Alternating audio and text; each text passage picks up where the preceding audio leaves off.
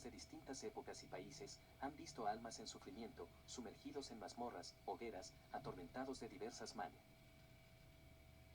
por las fieras, por asquerosos reptiles o por verdugos humanos, cuyo aspecto terrible en armonía con lúgubres vestiduras han hecho pensar en los demonios atormentando a las almas de los condenados al infierno. Y si los pacientes demostraban mansedumbre y resignación, se ha pensado en el purgatorio, donde los justos acaban de purificar sus faltas antes de ser recibidos en el reino celestial.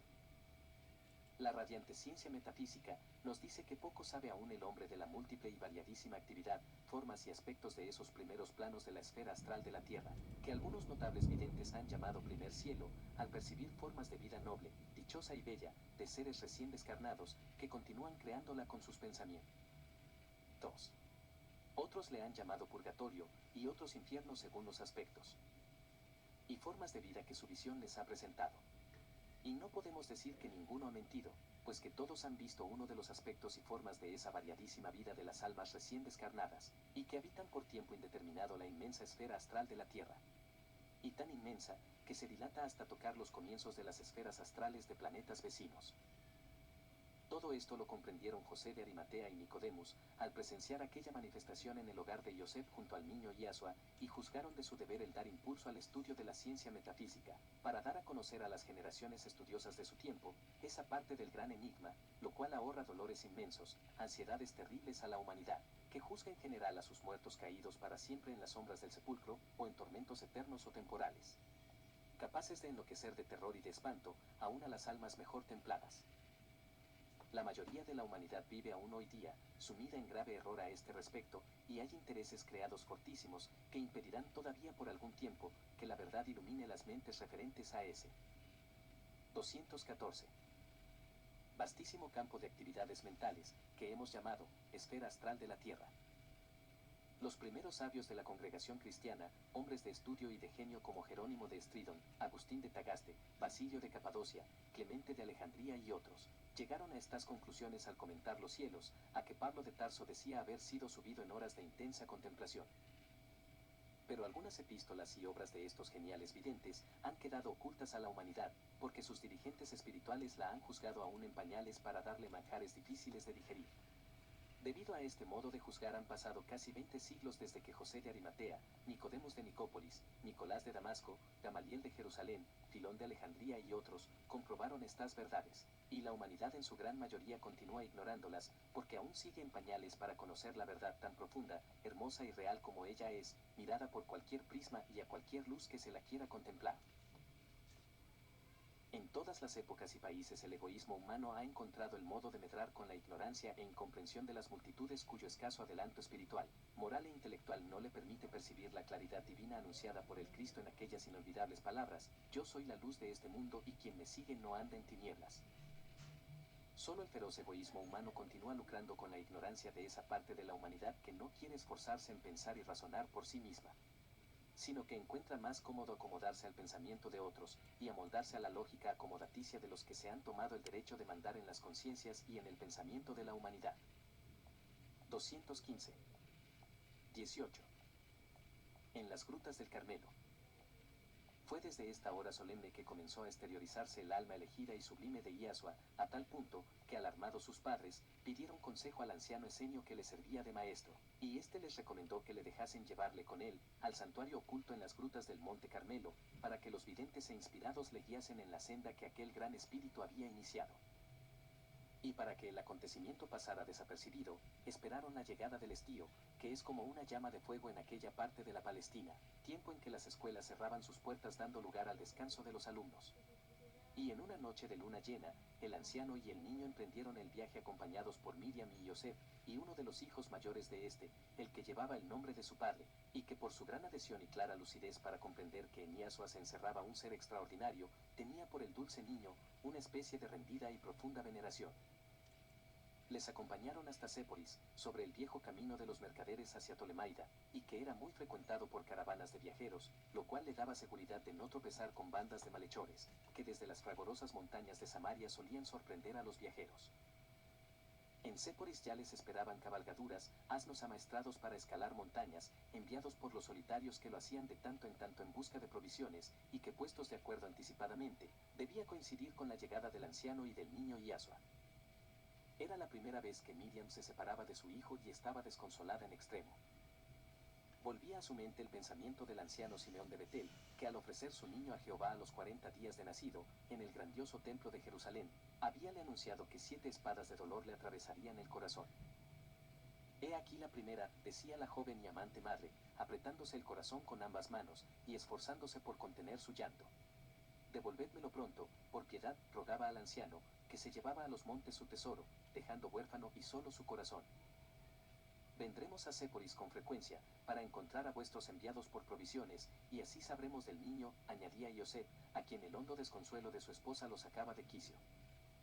216. Tenía yo razón de no ver con buenos ojos las rarezas de este hijo.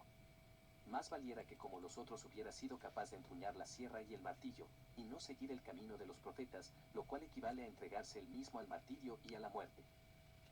Y al decir Iosef estas palabras, se obró una rápida reacción en él y ordenó con gran energía: pero, soy un imbécil. El padre del niño soy yo, y tengo derecho a mandar en él. Iasua, de vuelta a casa, y que no se vuelva a hablar más de profetismo y de visiones.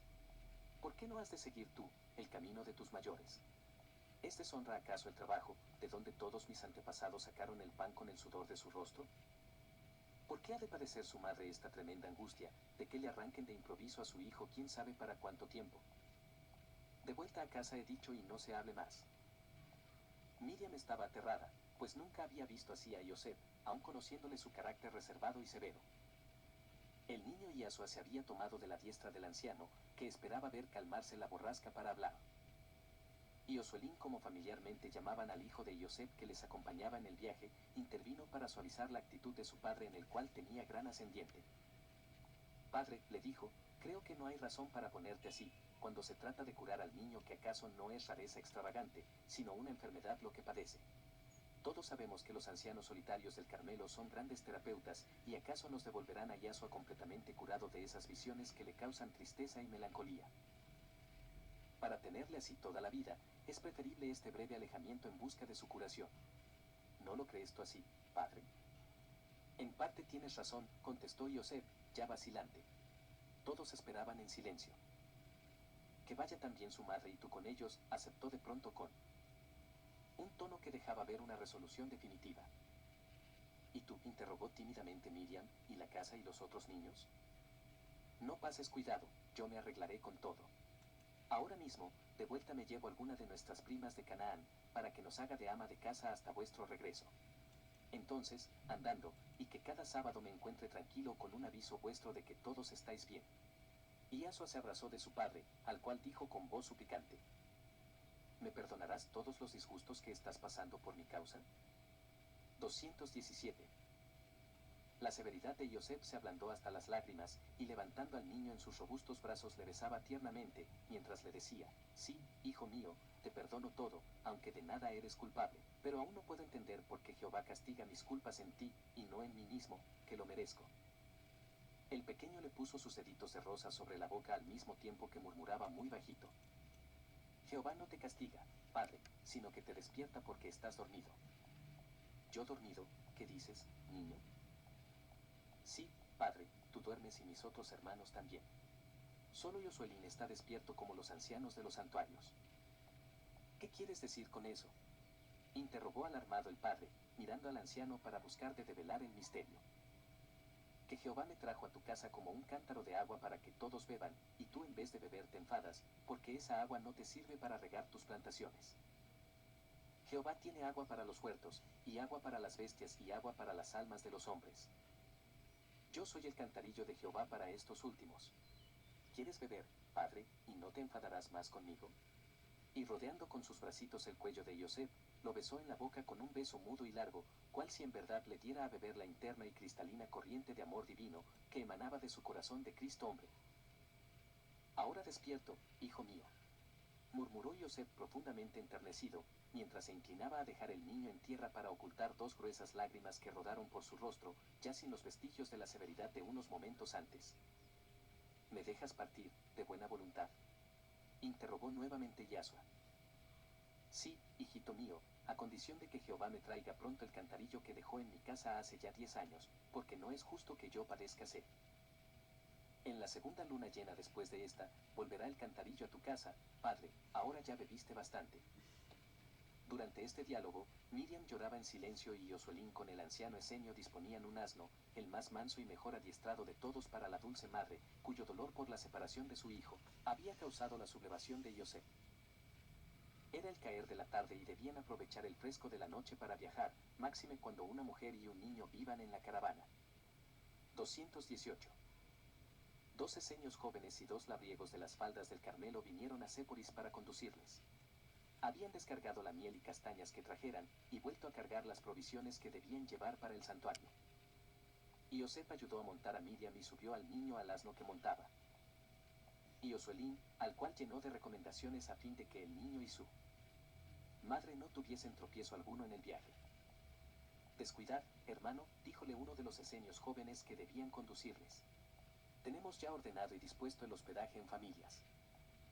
Eseñas que hay diseminadas a lo largo del camino, a fin de que las horas de sol ardiente las pasemos allí, y solo marcharemos desde la caída del sol hasta la mitad de la mañana.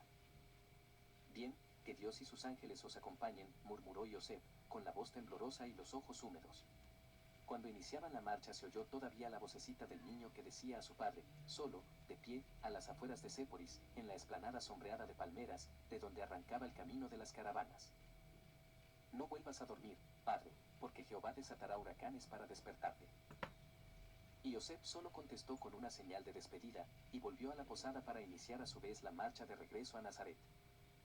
Al comenzar la tercera noche de viaje llegaron al pie del monte Carmelo, donde un alegre arroyuelo que bajaba desde una filtración de lo alto de la montaña, formaba un tranquilo remanso, alrededor del cual, las viñas y los castaños extendían sus ramas cargadas de frutas.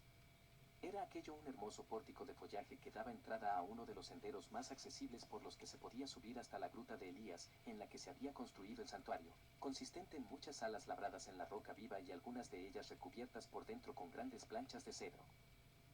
La entrada principal era necesario buscarla donde menos pudiera pensarse que se la encontraría, tal como ocurría con los santuarios del Cuarantana y del Hermón. Aquí era la choza de piedra y pieles de cabra de un viejo pastor que vivía solo, con 2 enormes perros y una majada de cabras, el que guardaba la entrada al célebre monte de los discípulos de Elías y Eliseo. Para el viajero conocedor de las viejas crónicas de los reyes de Israel, se levantarían como fantasmas del pasado los guerreros de Acab, enviados allí para llevar cautivo a Elías que se negaba a presentarse al soberano que deseaba ver los estupendos prodigios que realizaba. Aquellas crónicas tenían relatos espeluznantes, de las llamas de fuego llenas de dragones que envolvían al monte, cada vez que los guerreros de Acab se acercaban a él. 219. Muchos de ellos habían perecido, no devorados por los monstruos, ni quemados por el fuego según decían, sino que el miedo y el terror que les impulsaban a huir, no les daba tiempo a salvar los precipicios en los cuales cayeron, pues queriendo sorprender al profeta dormido, procuraban llegar con las sombras de la noche. Uno de los esenios guías refería a los viajeros al llegar al sitio más notable en las viejas crónicas, los sucesos particulares que en ellos tuvieron lugar. La llegada a la choza del pastor la anunciaron los ladridos de los grandes perros que le acompañaban. Enseguida se vio un hachón de palmeras ardientes en el extremo de una vara, que alguien entre las sombras levantaba a lo alto. Uno de los guías encendió también una pequeña antorcha, que agitó 3 veces en el aire y los perros callaron, y a poco el viejo pastor salió a recibirles. Todo lo rudo del personaje aquel desaparecía al entrar al patio que se abría como un vergelito de flores ante la choza, en cuya habitación principal, que era la sala del hogar, aparecía una mesa con blanco mantel y con enormes fuentes de barro llenas de castañas y tazones llenos de miel, cantarillos de leche fresca, queso de cabra y panecillos dorados al rescoldo. Madre, dijo el niño entrando, llevado de la mano por ella. Parece que este anciano pastor adivinaba el hambre que yo traía. Y sin más preámbulos se acercó a la rústica mesa, se sentó a ella y acercándose un tazón de miel la mezcló con la leche, se sirvió castañas y con suma tranquilidad empezó a comer. Hijo mío, espera que te sirvan, insinuó Miriam acercándose a su hijo. No puedo esperar, madre, respondió el niño. ¿No es esta la mesa de Elías profeta? pues él cuando tenía hambre no esperaba que lo sirvieran sino que tomaba, y cuando no la tenía, mandaba a sus águilas protegidas que le trajeran un pan para alimentarse. ¿No lo oíste, madre, en la sección de la escritura el sábado último en la sinagoga? Sí, hijo mío, pero tú no eres Elías. El niño miró a la madre e iba a contestarle, pero la entrada del anciano Esenio, su maestro, que le dio una mirada llena de inteligencia, le hizo comprender que debía callar. Todos celebraron alegremente el santo apetito del niño, a quien el viaje parecía haber favorecido en sumo grado. Pasada la cena, tío Jacobo, indicó uno de los esenios jóvenes dirigiéndose al viejo pastor, ¿nos abriréis la puerta de entrada? Pero, ¿cómo? Interrogó vivamente el niño, ¿acaso no estamos ya dentro? 220. Estáis en la antesala de la vivienda de Elías el profeta, contestó con solemnidad el viejo pastor.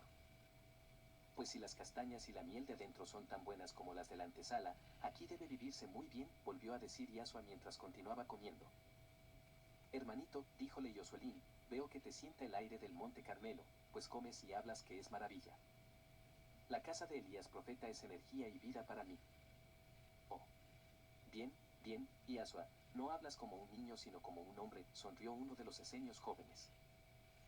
Cuando ya casi terminaban la frugal cena, sintióse un leve ruido como de un cerrojo que se corre, y esto en la oscura alcoba del pastor que comunicaba al rústico comedor. Miriam, sobresaltada, se apretó más al lado de su hijo y con sus grandes ojos interrogaba. No os alarméis, la apaciguó el viejo pastor. El servidor se os ha adelantado sin duda. Y levantando una candela de aceite que estaba sobre la mesa se acercó al hueco que comunicaba con la alcoba. La luz dio de lleno sobre la blanca figura de un anciano que se acercaba apoyado en una vara de encina. Tardabais tanto que me adelanté, dijo sonriente. La paz sea con vosotros. Y sus ojos llenos de bondad y de inteligencia buscaron alrededor de la mesa hasta encontrarse con la pequeña personita de Yasua, cuyos grandes ojos claros parecían devorarlo con la mirada. Se le acercó de inmediato y abrazándole tiernamente, decía, en los siglos de los siglos, no tuvo el monte Carmelo la gloria de este día. Mi hijo está enfermo y viene a que le curéis, advirtió Miriam, después de contestar al saludo que a ella le dirigiera el anciano. No paséis cuidado por él, que ya se curará perfectamente. El monte Carmelo tiene aire de salud y de vida. Si habéis descansado, vamos, que la noche avanza y allá nos espera. En uno de los muros de la alcoba del pastor se veía un hueco iluminado, y hacia él se dirigió el anciano llevando al niño de la mano. Tras. Él seguía a Miriam y Yosuelín, después los otros esenios, y por fin él. Viejo pastor que les acompañó hasta la entrada a aquel silencioso túnel iluminado por antorchas colocadas a intervalos. Que Jehová te dé buen sueño, hermano Jacobo, dijeron los esenios despidiéndose del pastor. Que así os lo dé a vosotros, respondió el viejo, y corrió la lámina de tosca piedra que ocultaba la galería. 221. Era aquel un breve pasaje que desembocaba en una plazoleta natural de rocas y de grandes castaños y olivos centenarios. La luna llena iluminaba aquel bellísimo paraje, en el cual no se veía otra señal de vida orgánica que el chirrido de las cigarras, interrumpido a veces por el graznido de las águilas, que anidaban en los árboles de la cumbre. Aquella inmensa soledad sobrecogía el ánimo, y Miriam se tomó del brazo de Yosuelín que caminaba a su lado. No temáis, madre, le murmuró al oído el jovencito, que aquí no. Hay fieras que nos hagan daño. Uno de los esenios jóvenes se adelantó y trepando a una roca alcanzó el extremo de una soga de la cual tiró. Una campana sonó de inmediato y casi al momento se descorrió por dentro un portón y la luz salió a torrentes. Estamos en la casa de Elías profeta, señaló el anciano servidor haciendo pasar a Yasua el primero. El niño solo y sin temor alguno, se adelantó hacia el numeroso grupo de esenios que le salía al encuentro. Eran 40 ancianos y 30 jóvenes, los que se albergaban en la casa de Elías. Era de ver la diminuta persona de Yasua ante aquel círculo blanco que se iba cerrando en torno suyo, mientras todos le tendían los brazos. Empezaré por los más ancianos, dijo, y se entregó al tierno abrazo de un viejecito de espalda doblada y que temblaba al caminar. Hijito, hijito. Esto esperaba para coronar mi vida, decía entre lágrimas el dulce ancianito a quien llamaban Azarías, y que era de los pocos que a causa de su ancianidad no había llegado hasta Nazaret para ver al Cristo encarnado. El niño se quedó mirándole fijamente unos segundos. Tú, dijo de pronto y con gran firmeza, me pusiste un día una túnica celeste y te quedaste muerto sobre mi pecho. No me pongas túnica ahora y vayas a morirte también. Los ancianos se quedaron como paralizados ante esta magnífica manifestación de lucidez espiritual.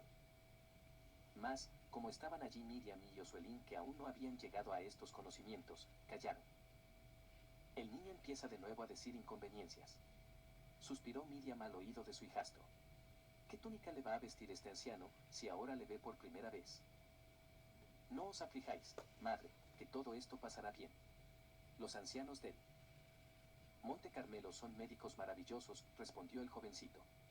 No temas, Iasua, contestó el anciano, que mi hora ya está marcada para cuando tú, en el apogeo de tu apostolado, puedas hacer penetrar la luz en la urna oscura que habré tomado para glorificar a Dios. 222. Y continuó abrazando a los demás ancianos, hasta que llegando a uno de ellos que sollozaba intensamente, el niño le miró con fijeza y como si encontrara algo conocido en aquella fisonomía. De pronto se irguió, como si quisiera mirarle bien de frente, y le dijo: Aarón, me gusta encontrarte aquí, antes que yo llegue a Moab, para avisarte que allí tendré que reunirme contigo. ¿Cómo es que no fuiste ninguna vez a Nazaret? Porque estuve en un país muy lejano, justamente allí donde Moisés y Aarón glorificaron a Jehová con hechos maravillosos. Allí está ese que Moisés amaba, y que hoy se llama Filón de Alejandría. Yo iré a encontrar a ese en la tierra de las pirámides. La pobre Miriam rompió a llorar y, acercándose a su hijo, quiso apartarle de los ancianos, cuyo acercamiento hacía delirar al niño según a ella le parecía. El servidor intervino. No padezcas, hermana, por este niño, le dijo con gran dulzura. No es que delira, es que recuerda. ¿No has oído leer la Sagrada Escritura que hace referencia de los profetas que en momentos dados tenían presente el pasado y el futuro? Ya es hora de que vayas comprendiendo que este, tu hijo, es de la alta escuela de los enviados, y no debes extrañarte de lo que ves en él. Si no cooperáis siquiera con vuestra tranquilidad al desenvolvimiento de sus facultades superiores, la ley tendrá que retirarlo de vuestro lado antes de la hora que estaba determinado. El niño oyó este diálogo entre el servidor y su madre, y la impresión que le produjo el llanto de ella, le volvió a su estado físico presente. Se acercó a ella y tomándola de la mano se alzó en la punta de los pies para llegar hasta su oído y decirle muy bajito: Si tienes miedo, madre, en estas cuevas tan oscuras, Josuelín y yo haremos una chocita allá afuera junto al remanso, debajo de un castaño que vi cargado de frutas. Dao santuario llevaremos pan y miel y ya tenemos la vida asegurada. Y mirando a todos con sus ojos iluminados de infantil alegría, decía lleno de satisfacción: Allí habrá mirlos, alondras y torcasas que tendrán nidos con polluelos que gustarán comer las migas en la mano. Oh, sí, esta es la casa de Elías profeta. ¿No lo sabéis vosotros acaso? Los ancianos le observaban en silencio, y notaron el gran cambio que se operó en el niño cuando sintió llorar a su madre. Y así comprobaron una vez más el enorme daño que causa una impresión, por leve que sea, en la psiquis de un ser adelantado, en momentos en que él exterioriza sus grandes facultades. 223.